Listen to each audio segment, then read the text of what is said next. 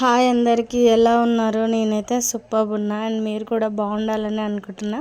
And ఈరోజు వచ్చేసి సర్వపిండి పెట్టుకుందాము. దానికోసం నేనైతే బియ్యం పిండి, ఉల్లిగడ్డ, శనగపప్పు, కరివేపాకు, జీలకర్ర, పచ్చిమిర్చి, అల్లం వెల్లుల్లి పేస్టు, ఉప్పు, కారం, పసుపు తీసుకున్నా.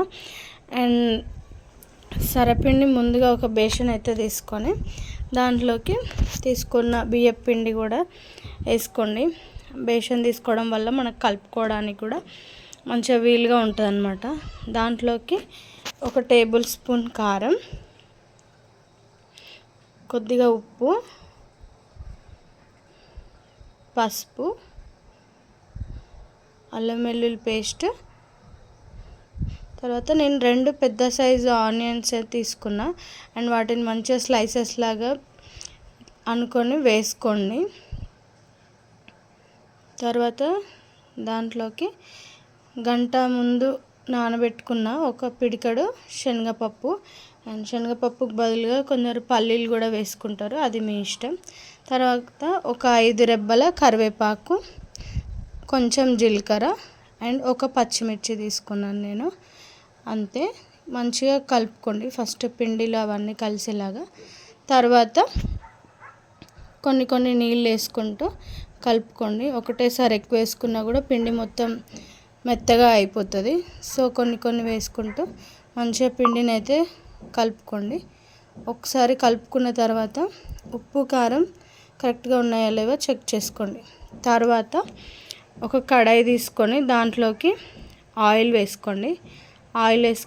ఆయిల్ మొత్తం కడాయి లోపల మంచిగా స్ప్రెడ్ అయ్యేలాగా మంచిగా చేత్తో అనుకోండి.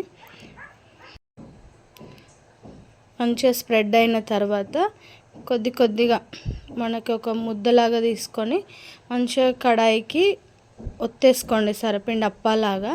అండ్ మందంగా ఒత్తుకుంటే సరిగ్గా కాలదు, సో వీలైనంత పల్చగానే ఒత్తుకోండి కడాయికి. అండ్ సర్వపిండి తెలియని వాళ్ళు ఉంటారా అని డౌట్ రావచ్చు, సర్వపిండి తెలియని వాళ్ళు కూడా ఉంటారు. అండ్ ఇది ఎంత మన తెలంగాణ స్పెషల్ సర్వపిండి అయినా సరే కొందరు మనలో తెలియని వాళ్ళు కూడా ఉంటారు. కొన్ని సైడ్ ఏరియాల వాళ్ళకి సర్వపిండి అంటే ఏంది అని కూడా అడుగుతారు. అట్లా అడిగేటోళ్ళు దాంట్లో మా ఇంట్లో కూడా ఉన్నారు. అండ్ మా పెళ్ళైన కొత్తలో సర్వపిండి చేసుకుందామంటే మా అత్తమ్మ మా ఆయనకి అసలు సర్వపిండి అంటే తెలియదు అన్నారు. అసలు తర్వాత నేను సర్వపిండి అంటే ఇట్లా ఉంటుంది అని పెట్టిస్తే వాళ్ళకి అప్పుడు తెలుసు సర్వపిండి అంటారా, ఏమో మీ ఊరు సైడ్ మాకు తెలియదు అని అంటుండే. అండ్ అట్లాంటి వాళ్ళ కోసం అండ్ నేను కూడా చేసుకొని తిన్నట్టు ఉంటుంది, మీరు కూడా చూసే వాళ్ళకి కూడా చేసుకోవాలనిపిస్తుంది కదా అనేసి ఈరోజు సర్వపిండి అయితే చేస్తున్నా. అండ్ మంచిగా పిండిని కడాయికి ఒత్తుకున్న తర్వాత మధ్యలో హోల్స్ వేసుకొని మంచిగా ఆ హోల్స్లో ఆయిల్ వేసుకొని ఆయిల్ మంచిగా అప్పాకి మొత్తం స్ప్రెడ్ అయ్యేలాగా ఒకసారి మొత్తం స్ప్రెడ్ చేసుకోండి. మనకి మంచిగా ఆయిల్ ఎక్కువ ఉంటే కూడా మంచిగా ఉడుకుతుంది అన్నమాట. అండ్ తర్వాత స్టవ్ ఆన్ చేసుకొని పొయ్యి పైన పెట్టేసుకోండి. ఒక 5 to 10 minutes అయితే ఉడుకుతుంది. బట్ మధ్యలో మనం ఒక 5 minutesకి ఒకసారైనా మూత తీసి చెక్ చేసుకుంటూ ఉండండి ఉడుకుతుందా లేదా అనేసి. అండ్ తర్వాత ఒక 8 minutes, నాకైతే 8 minutes పట్టింది. మంచిగా సిమ్లో ఉడికించుకున్నా, మంచిగా కాలిందనమాట. తర్వాత ఏదైనా గంటతో కానీ చాకుతో కానీ ఒకసారి తీసి చూసుకోండి వస్తుందా లేదా. సో ఉడికింది, అయిపోయింది, అంతే. మన తెలంగాణ స్టైల్ సర్వపిండి అయిపోయినట్టే.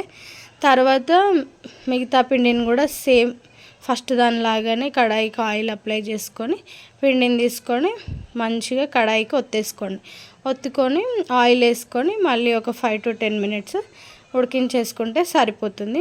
అండ్ మన సర్వపిండి అయితే అయిపోయినట్టే. సర్వపిండి అంటే నాకు చిన్నప్పటి నుంచి మా అమ్మ పెట్టిస్తే తినడం బాగా అలవాటైంది.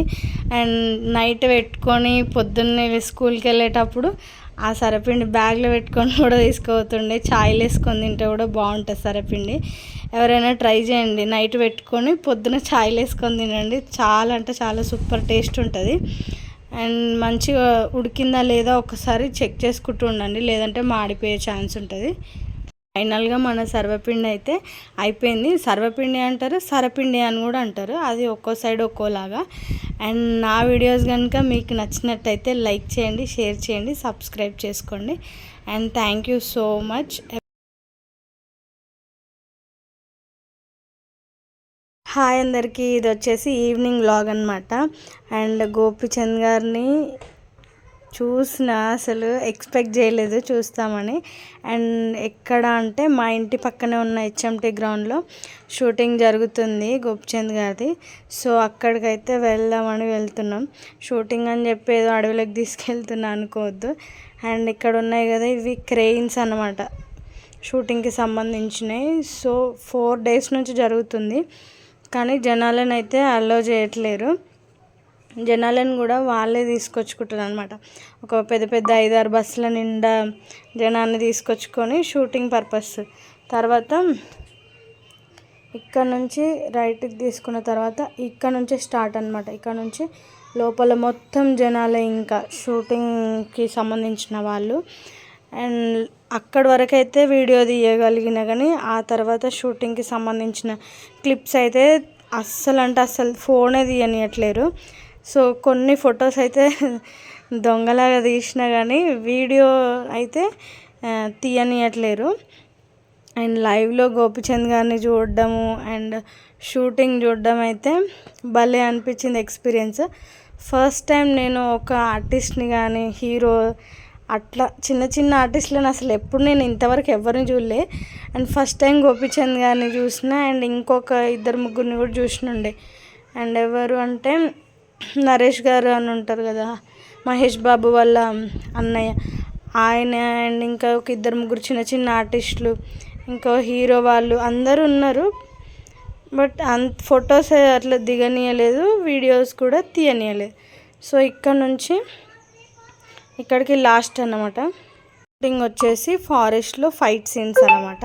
ఫైటింగ్ సీన్స్ అన్నీ ఇక్కడే చేస్తారు 4 days నుంచి. అండ్ లైవ్లో గోపిచంద్ గారిని చూడడం అసలు భలే అనిపించింది. ఆయనకి ఒక సేమ్ షర్ట్ వేసుకొని ఇంకొక ఆయన ఉన్నాడు అనమాట. అదేంది హీరోకి సేమ్ రేంజ్లో ఇంకొక ఆయన వేసుకోవడం అనేసి నేను ఒక ఆయనని అడిగితే ఆయన అన్నాడు, డూప్ క్యారెక్టర్స్ అంటే రన్నింగ్ చేయడం కానీ కింద పడ్డం అలాంటి వాటికి ఆ డూప్ని వాడతారంట, మిగతా వాటికి హీరో గారు. అండ్ మేము వెళ్ళినప్పుడు అదే రోజు ఆయన బర్త్డే అంట. ఆయన బర్త్డే సెలబ్రేషన్స్ కూడా అక్కడే చేసుకురు. మంచిగా కేక్ కట్ చేయించారు. చూసేసి ఇంటికి వచ్చేసినాం ఇంకా.